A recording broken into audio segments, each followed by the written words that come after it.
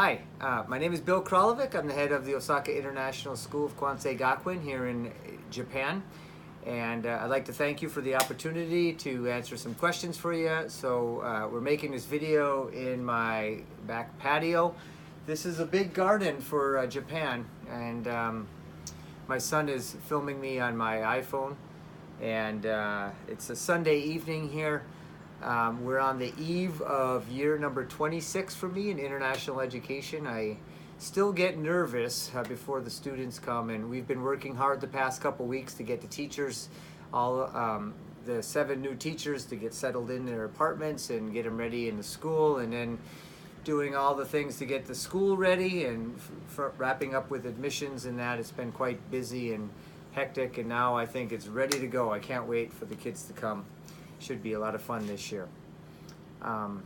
We are very happy here in Osaka.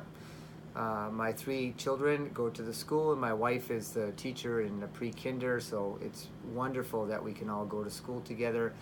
Japan is a very distinct country, but it's also a high quality of life, and we've been very happy here. I am now starting my 5th year here at the school, and starting to see some of the impact of some of the things that we've been trying to do, and we love it. But the one reason that we want to leave Japan is just the tax situation here. When you have 3 children in the school, each year it gets progressively higher taxes, and we're not saving enough money for university and for our retirement. So we're looking for different opportunities. Why the Tashkent International School? Selfishly, as a father, we're looking for a great school for our children. And from what I've been reading on the website and the people that I know that used to work there, Kevin Glass, a former head of school, and when we were in Belgrade, we hired a couple teachers out of there. One was the PYP coordinator. They spoke highly of the school and of the city, and it has a good reputation internationally. Also, for me, Tashkent is a nice sized city, and I love the outdoors, and so I think it would be good for that. Also, I like the mix of kind of the Russian Soviet influence in Central Asia. Fascinating region, and we'd really like to spend a significant amount of time there if we're offered the position. All right, so just going through the questions that you gave me. The first one about managing and leading a school in a complex environment. Probably the hardest was my first administrative job, and I kind of think about it as being a doctor in residence. You know how they take the resident doctors and they assign them to the ER to get ready for all the crazy situations that they're going to be facing, and they put them right in there, and that's how I felt Venezuela was like. I was there from 2001 to 2007 during the Hugo Chavez years. He was the president there, and it seemed like every week he had a program called Allo Presidente, and each week he would make some declaration or some proclamation, and we had to react to it. So whether it be the currency exchange controls, and we had a hard time getting US dollars, and we had to separate the budget into bolivars and dollars. For a couple years we couldn't get visas for teachers. We had some land title issues with the school, and then all the pressure he was putting on the American oil companies, we felt it at the school, and so I really learned a lot about how to manage a school in a difficult situation. What I've learned from that situation is make sure that, number one, you're doing everything as legal as possible. Be transparent, everything, adhere to the letter of the law.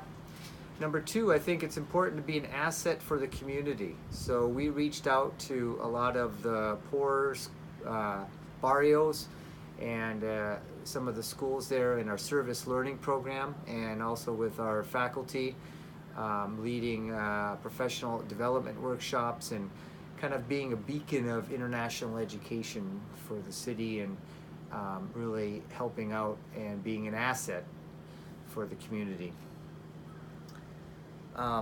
We had a little bit of that too. In my next position, I was in Belgrade. I was the middle school, high school principal. In Belgrade, it was nice because we had the bilateral agreement, and so that was agreement with the U.S. Embassy, which had which the ambassador assigned board members, and the Serbian government. So we had a framework in place to where we could operate, and that was great. But we also did have our challenges. So when we did a construction project, we were putting in a new middle school wing and a new gymnasium. And as the middle school principal, I was on the ground a lot working on that project. And I was also a member of, I wasn't a voting member of the board, but I used to go to all the board meetings and served on a few of the committees of the board. And so I understood all of the things that happened in the background for that, to get all the construction permits and the permissions and the financing and working all that. But it was really nice to have that bilateral agreement, so we had a strong framework. The next question, how would you maintain lines of communication with a partner or sister organization with sometimes ambiguous or competing interests and goals? This is something that I deal with every day because the Osaka International School, we share a campus and a program with the Senri International School. And the school was founded 26 years ago with the idea of an IB World School, Osaka, and a Japanese international school that is recognized by the Japanese Education Ministry, having the two schools come together to serve, to benefit students from both schools. And so we have shared classes in visual arts, physical education, and music. And then all of our extracurricular programs are shared, from our theater program to our sports teams to the student government. And when you have two schools on one campus with two very different cultures, it's challenging. And so I think the key to having a successful relationship is keeping the lines of communication open in a friendly manner. So every morning, the leadership teams of the two schools have a check-in meeting, and then once a week we have a meeting, because everything that we are doing impacts the other school, and everything they do impacts us. And so we've really formed a good, strong, friendly relationship. So I feel that a lot of the projects that we're doing are benefiting our students. For example, one of the things that we've done is we've aligned the high school schedules on the timetable so their students can take our IB diploma program. And they have a lot of excellent students over there. They have some returnee students. These are Japanese families that have lived overseas and then have come back, and they don't want to put them in a local public school, so they put them in the Senri school. And that's worked out well because they bring a lot of worldly experience and good students into our program. So that's just one example of seeking mutually beneficial practices when you have the two organizations on a campus. The other aspect of that is that we are managed by the Kwansei Gakuin Educational Foundation, which is a nonprofit educational foundation. They have a university of 24,000 students. And when they took over the two schools in 2012, they didn't know a lot about international education. And so part of my job as the head of school and my counterpart, the head of the Senri School, has been working with the foundation to help them understand what we're doing and how we can benefit them, and then also using their resources to benefit our students. And so once again, frequent communication and friendly relationships. So that sounds similar to something that could be done at TIS. Next question, can you share how you define, lead, monitor, and enhance a culture of successful learning throughout the school community? This year's senior class, we had 28 students, and they had an average score on the IBDP of 36.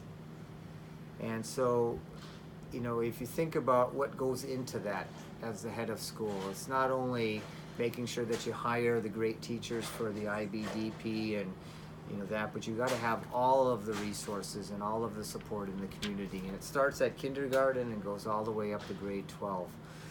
So trying to get the entire community, and you have a lot of varying stakeholders that have different viewpoints and different priorities. So getting the parents, getting the teachers, getting the students, getting the foundation, and everybody understanding what your mission is and what your vision is, and having everybody work towards that one goal. I think as the head of school, not only do I have an important role in working with the principals and the coordinators and the pedagogy and the curriculum and the financial decisions, but I think almost more importantly is setting that culture and attitudes of the community. And so being a role model, being out in front of the school every morning, trying to find the good in the faculty and everybody that I work with, being a positive and funny person and honest, and just understanding what's happening at the school.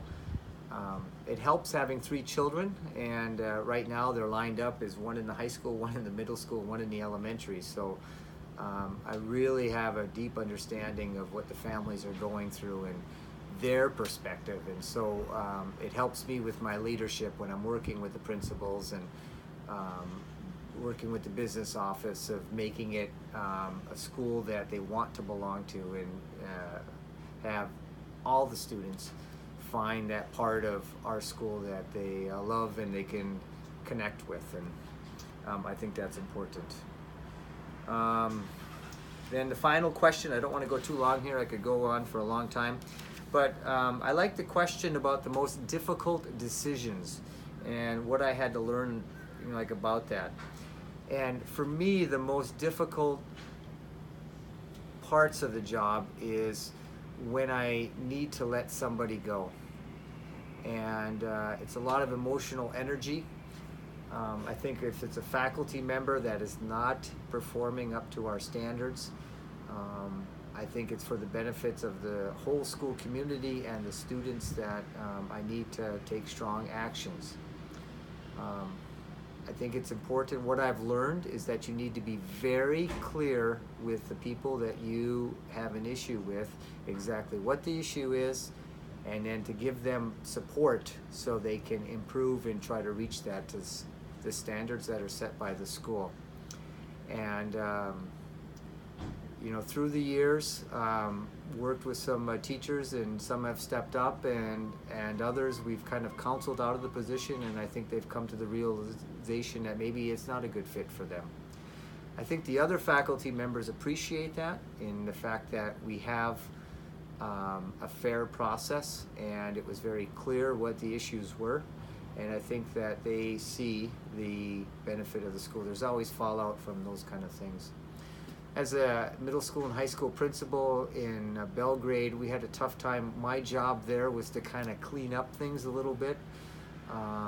The previous principal had not been very good with the student discipline, and so there was a lot of tardiness and a lot of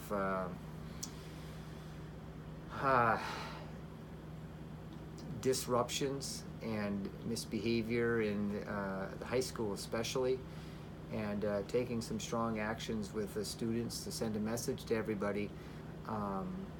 That's hard, and I think in the end I try to do what's best for the student in question and the students as a whole, and I think they see that and they appreciate that. All right, thank you very much for the opportunity, and I'd be happy to answer other questions for you. Thank you.